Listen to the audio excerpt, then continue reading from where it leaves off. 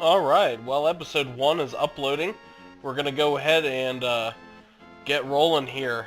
We're gonna go to the first dungeon, and I'm gonna try to get to the first dungeon and complete it by the end of this episode. Might do some dicking around, but not much, because we're gonna try to get shit done. So, we have to go to Kakariko Village, I believe, which is right here, with wonderful classic music. And we're going to visit this old woman here, and she's going to tell us about Sahasrara, who is the village elder here. Hey, I thought that said a preposterous people at first. If you haven't noticed, I'm not going to read all dialogue in games. It's just not going to happen, but I will try to scroll through it, not slowly, but quickly enough, or slowly enough so you can read it, but not so quickly. Not so slowly as to be boring. I really gotta get my fucking ducks in a row in my brain. So, we are being portrayed as having kidnapped Princess Zelda. So some villagers, if they see you here, they're gonna call a guard because they believe we're dangerous. Dangerous, Whitey. Hey, here's Whitey, the wanted man! Soldiers, anyone come quickly! I know that's not a fitting voice for that middle-aged woman, but I mean, she deserves it because she's being a prick. So we're gonna go down here. I think that... Ooh, I think if we go back here, we can get a bottle, actually. Is that right? Yes! This is a magic bottle. It's a lot like a regular bottle, in that you can put things in it. Not really much that's magical about it, if you ask me, but hey, I guess that's why I don't make video games. If you can hear yowling in the background, there's nothing weird going on here. My cats are just fighting over in the corner. So he's marked our map, and we can go there to find Sahasrara, which is conveniently right next to the first dungeon in the game. I know we can, while we're here, we're going to go ahead and get the bug catching net, because that's going to be very useful. There's this kid sleeping. He's sick. Probably has... Oh, he's sick of the evil air coming down from the mountain. I was going to say he probably had hay fever or something. So he doesn't need his bug catching net, because he's not going anywhere. He's going to be in bed for the rest of the game, so he figures we might as well use it. It's very kind of him. You can use that to capture bugs, capture fairies. I think that's about it. You can capture bees, and bees can be unleashed to hurt enemies for you, but they'll also hurt you, so not very useful. I think there's a golden bee that you can get in this game. It can only be found in one place, and that will attack only enemies, I think. But we're not gonna fuck around with that stuff. It's not my style. I don't know, I don't need bees to do my dirty work for me. Bees should just sit in their fucking trees and make honey. That'll be useful. I would take some honey in my magic bottle, if they let me. But sadly that is not an option. If I make a weird sound, by the way, while I'm recording, it's because, like I said in the last episode, I'm still getting over a cold, and I have to constantly stop myself from coughing, because I know nobody wants to hear me cough and hack into a microphone. The people around me, the people I know, are already sick of my constant coughing, so I'm not going to add you guys to that list. Gonna try to keep us on good terms, okay? Ah, stop knocking shit over, cat. Just knocked over my Rune Factory 4 for the 3DS case, given to me by my very good friend Pichu0102. I wish I could record 3DS games. I know it's possible, but you have to get a special 3DS or mod your 3DS in some way to be able to capture it.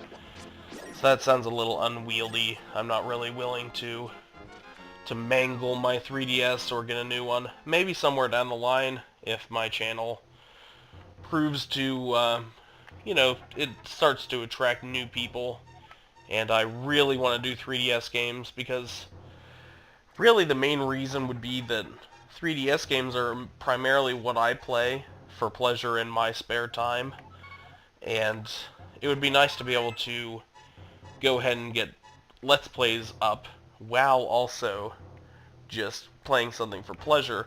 It's not that I'm not playing Link to the Past or Yoshi's Island for pleasure, but, you know, I wouldn't probably play them right now if I didn't have a Let's Play show. So,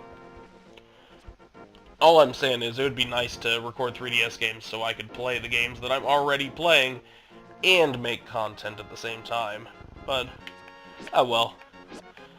The nicest part would be if I could record A Link Between Worlds right after this game so that I could record the sequel as well for you guys, but at the same time, one of the reasons I'm playing this is because I already know it backwards and forwards. I know pretty much everything to do. I say as I wander around aimlessly, but I know the broad strokes of this game. I know pretty much how to get around, how to solve most of the puzzles in the dungeons, so there's not going to be a lot of me dicking around and trying to figure out what to do. It would not be the same for A Link Between Worlds because I haven't played that yet. And besides, with portable games, I mean, obviously you sometimes play them on the go, and there's the whole second screen thing on the 3DS, so maybe it's a good thing that I don't have to mess with all that right now. Part of the appeal of doing these Let's Plays is it's a nice, simple process.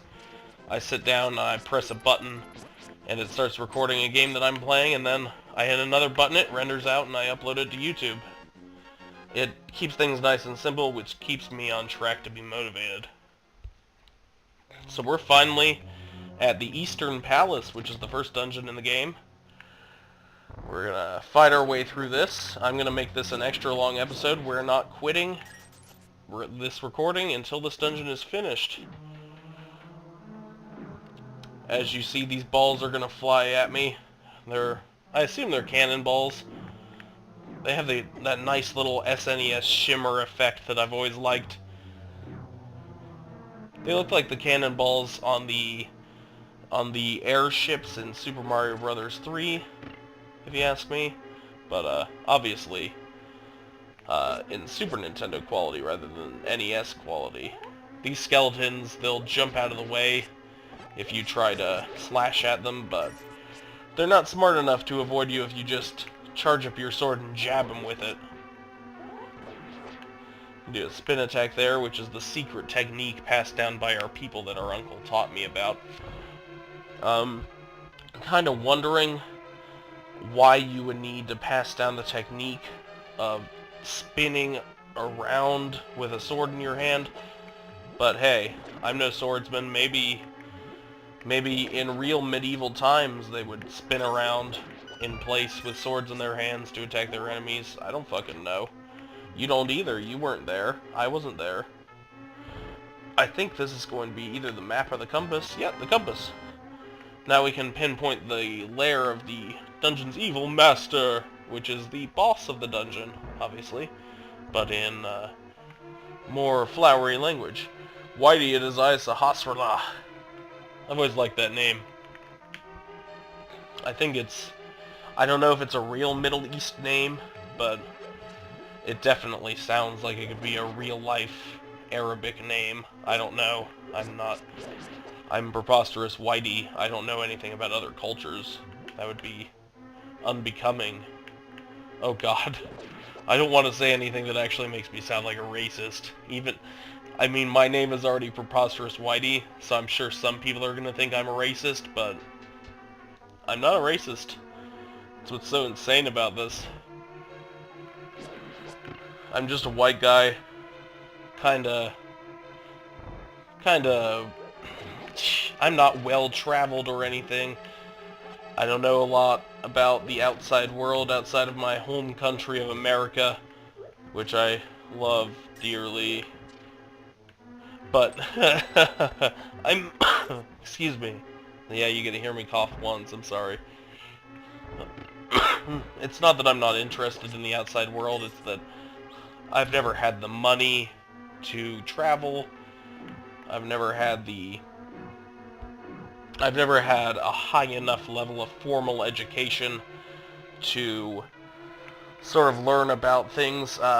In my school, it seemed like the only things we learned about were like the Civil War, the Revolutionary War, and World War II. So it's not like there was a lot of breadth or depth to that subject matter. It just seemed like every year it was the same thing, learn about the same 4 things in American history. I said 3 things, didn't I? And then I said 4. I'm a fucking idiot. Either way, the point is, there was not a lot of variety in my education, so I never really learned much about outside cultures.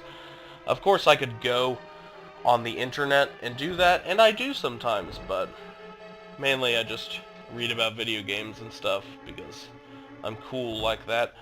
So if I say something that indicates that I'm not the most knowledgeable person in the world, just keep in mind I never claimed to be. I am quite ignorant on some subjects. But I love people of all cultures, all backgrounds. I think that most cultures are cooler than my own, if that counts for anything. I don't think that there's anything particularly great about being a stupid white American guy. Now everyone who subscribed to me who's a stupid white American guy is gonna unsubscribe. And then I'm gonna have 0 subscribers instead of 2. Oh god. I really need to think before I speak, which is hard to do when you're also playing The Legend of Zelda at the same time, but I'm pretty sure I just called the only subscribers that I have stupid, indirectly. You're not stupid, guys. I love the both of you. You know it. Don't pretend like you don't know it. So we're gonna use the big key, which also unlocks the big treasure in each dungeon, as well as the boss door. And, the big treasure in this is the bow and arrow. I always found it weird that it calls it the bow and arrows in your item select screen, but you have to collect the arrows individually. I don't know. I find a lot of stupid things strange. So we're gonna use our bug catching net and trap a fairy in our magic bottle. Not that I'm planning on dying, but if I die, I would prefer not to have you guys have to watch me go through the entire dungeon again, so that fairy will revive us if we fall in battle. If we die in our valiant service to the royal family.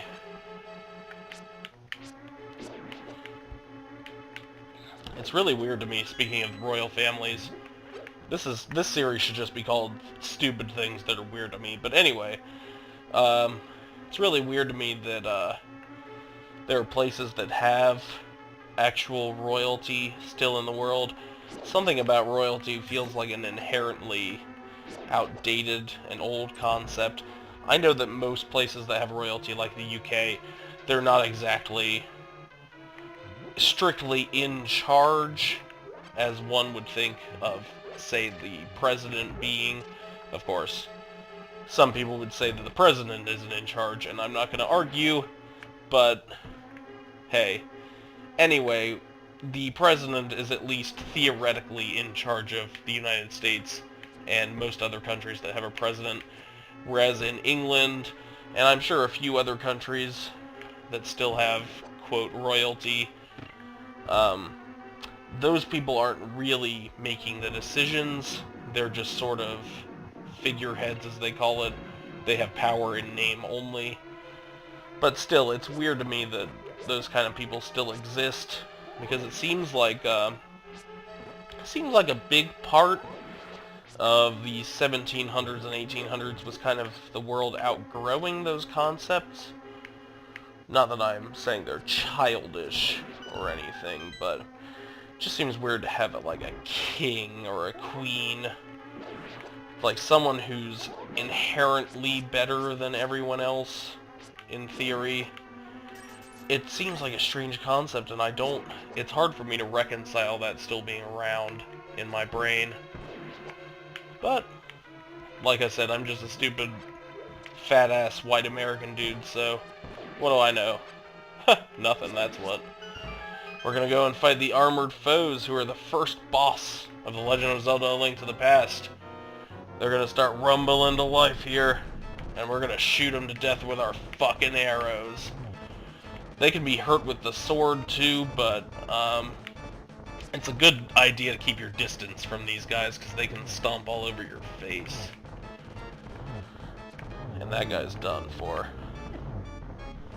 So these guys, they're more of a mob. I've always felt like this music is used for most boss battles in this game, if not all of them.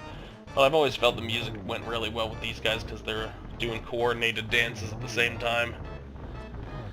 You're gonna find out a lot of stupid things that I know and believe throughout the course of this playthrough and all my other playthroughs, so be prepared for that.